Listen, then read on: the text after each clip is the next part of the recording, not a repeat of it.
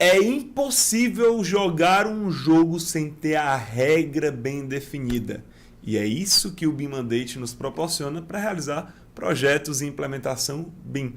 E é por isso que agora a arquiteta e consultora BIM Fernanda Schmidt vai trazer para cá o que é o BIM Mandate, como funciona, te mostrar um exemplo do BIM Mandate e te fazer entender como é o processo de criação. Tá bem? Então, com vocês, Fernanda Schmidt. Bom, o BIM Mandate é onde a gente vai ter toda a estruturação da empresa em relação à padronização dessa modelagem, de configurações técnicas a respeito do template. Então, vamos lá entender o que é o BIM Mandate.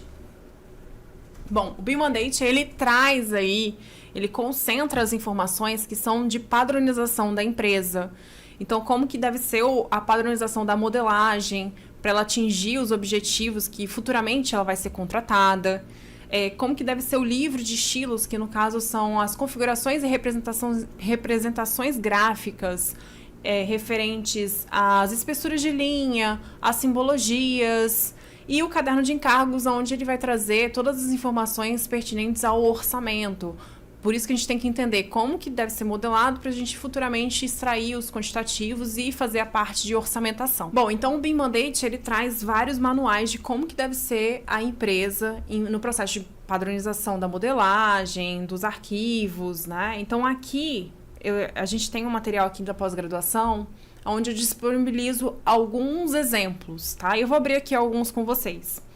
No caso, um exemplo bem legal que eu gosto de trazer é da FDE, que é da Fundação de Desenvolvimento Educacional de São Paulo, onde ele traz vários processos de modelagem. Por exemplo, modelagem de piso.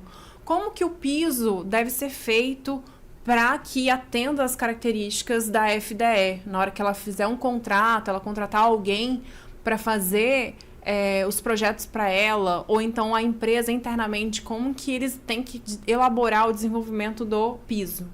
Então, nesse arquivo, ele traz como que deve ser a padronização, desde você pegar o comando de piso, os elementos que você tem que marcar aqui, ó, as ferramentas, qual é a lógica da nomenclatura, então tem que ter aquela nomenclatura específica, ali, ó, FDE, aí tem o serviço, tem o nome do piso, tem a aplicação, se é interno ou externo, tem todas as características. E mais para o final, a gente tem não só a questão das nomenclaturas do material que vai estar aplicado nesse piso, mas tem também como que tem que ser a modelagem. E aí ele coloca aqui os padrões, o nível que tem que estar associado, o deslocamento, que precisa prestar atenção quando tiver deslocamento. Quando tiver a parte do rodapé, o que você deve considerar na modelagem do rodapé. Quando tiver um piso tátil, o que você precisa fazer.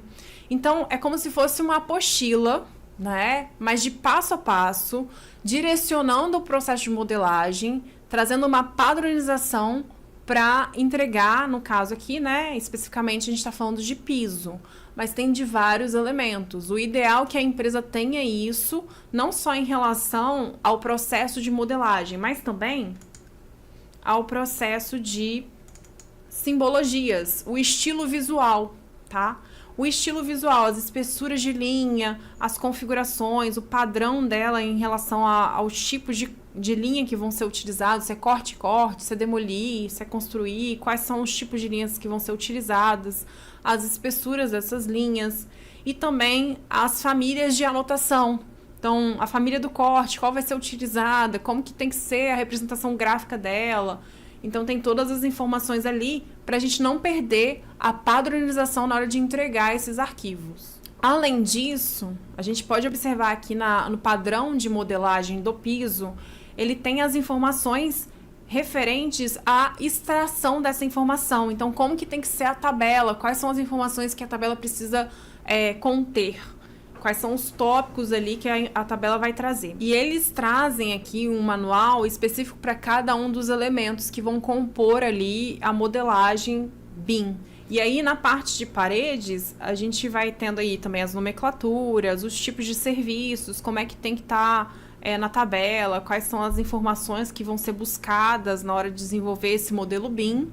E lá embaixo né? Depois de passar todas as informações do que deve conter essa modelagem e como deve ser feita essa modelagem da parede, ele tem um checklist de todo o processo de desenvolvimento da sua parede. Então tem aqui, para você fazer um revestimento ou uma pintura, você tem que selecionar a vista apropriada, você tem que selecionar a opção lá da ferramenta parede, e tem todo o passo a passo até você completar e fazer na padronização de modelagem que vai atender aí a padronização da FDE. Então, dessa forma, a gente consegue observar que o BIM Mandate ele é super importante no processo de modelagem BIM.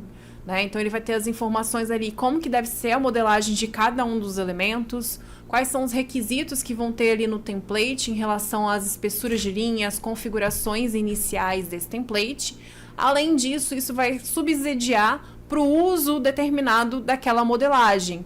Então, se ela vai servir para quantitativo, se ela vai servir para orçamentação, a gente vai ter uma padronização na entrega desses modelos. Então, se você curtiu esse vídeo, já clica em gostei. Não se esquece de inscrever no canal, porque tem gente que assiste o vídeo e não se inscreve no canal, e você não pode ser essa pessoa. Então, se inscreve no canal. E para receber todas as informações da pós-graduação BIM aqui do Inova Civil, clica no link da descrição, que lá você vai ter tudo detalhado para entender como poderá entrar no universo de modelagem, coordenação, de implementação, de compatibilização de projetos BIM. Então,